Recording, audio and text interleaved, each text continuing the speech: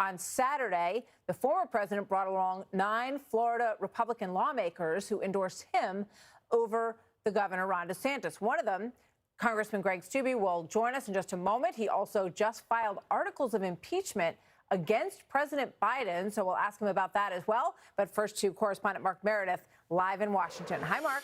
Hey, Martha, good to see you. Former President Trump is not shying away from the spotlight or the multiple criminal cases he now faces, but a federal judge is warning him, be careful not to go too far. Trump continues to harshly criticize the cases in New York, Florida, and D.C. He's criticizing the judges, the prosecutors, and those calling for him to be held accountable. The cases have yet to impact Trump's campaign plans, and as you mentioned on Saturday, he was in Iowa campaigning with some Florida lawmakers who are backing him over his chief rival, Governor Ron DeSantis. But Trump is facing some restrictions about what he can share about the January 6th case. A judge here in D.C. last week warning him, even though he's a presidential candidate, he should not expect special treatment. The judge, Tanya Chutkan, telling Trump's lawyers, quote, he's going to have restrictions like any other defendant. The fact that he's engaged in a campaign is not going to enable him any greater or lesser latitude. Now, Trump, he is still fundraising off these criminal charges he's faced. He's even taunting prosecutors to help him with his poll numbers by indicting him one more time. And one Republican congresswoman says she believes Trump's strategy is working, at least for now.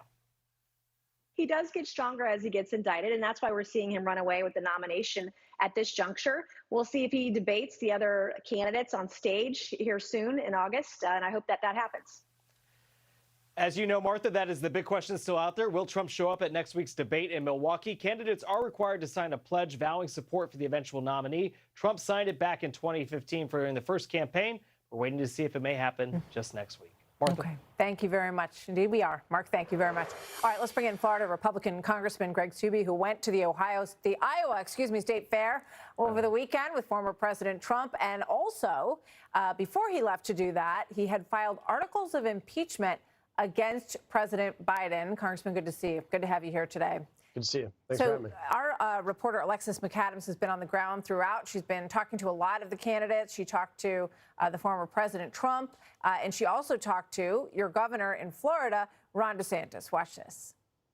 I think I'm the most likely to beat Biden. I'm the most likely to be able to get all this stuff done, and I have the ability to serve 2 terms and won't be a lame duck president on day 1.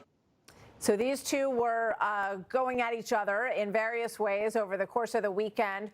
Explain why you're not supporting your governor and why you were traveling with the former president this weekend.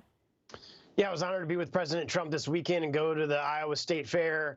The following that he had there was absolutely tremendous. We got there shortly after Governor DeSantis was there, and I asked one of the gentlemen that I was flipping some pork chops with what the difference in crowd was, and he said there's not even any comparison. So the support is very, very strong out there for the president. Now, the reason I endorsed him was he's the only Republican candidate that's running right now that can walk in on day 1 and fix all these atrocities that the Biden administration has caused in our country. He's been there before. He'll be able to do it again, and I support the America First agenda. So just quickly on the impeachment articles, how much support do you have for that? And we've heard Kevin McCarthy, the speaker, say that he is considering launching an inquiry. So, why go straight to the articles before there's an inquiry?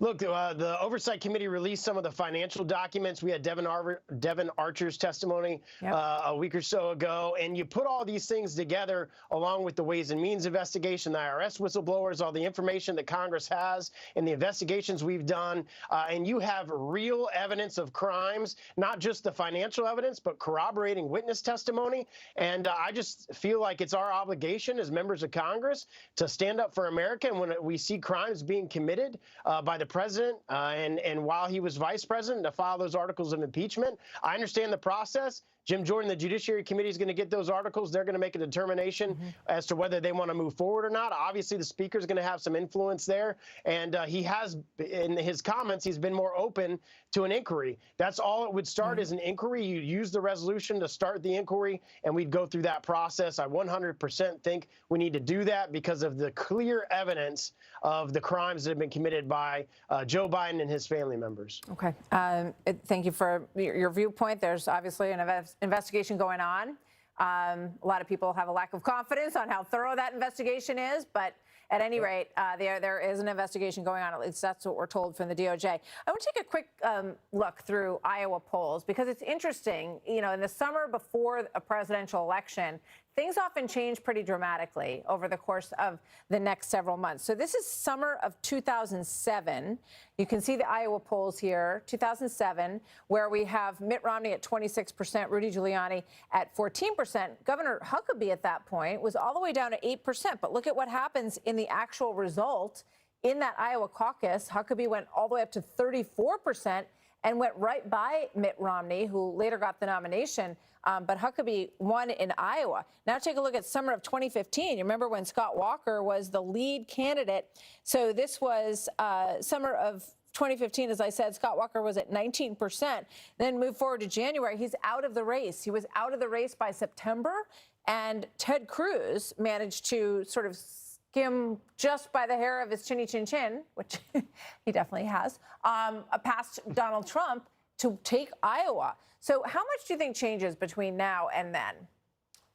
I think the difference now is you have President Trump, who's been president, who's running again, who has a solid base. I've seen it in my own district. I've seen it across the country from poll after poll after poll. His numbers are increasing while people like DeSantis' numbers are decreasing. And you're in a place where if you're one of those other candidates, you want the numbers to be shifting in your direction as you're going into January in the Iowa caucuses. There's not that much time between now and January to move those numbers. He's winning in Iowa. I think it was by 25 points in Iowa, 30, 40 points in some of these other polls. But that'll be really hard ground for some of these other candidates to make up in that short period of time. Well, I think they're seeing that on the ground for sure, and we'll see where it goes. Congressman, thank you very much. Nice to have you here, sir. Good to see you.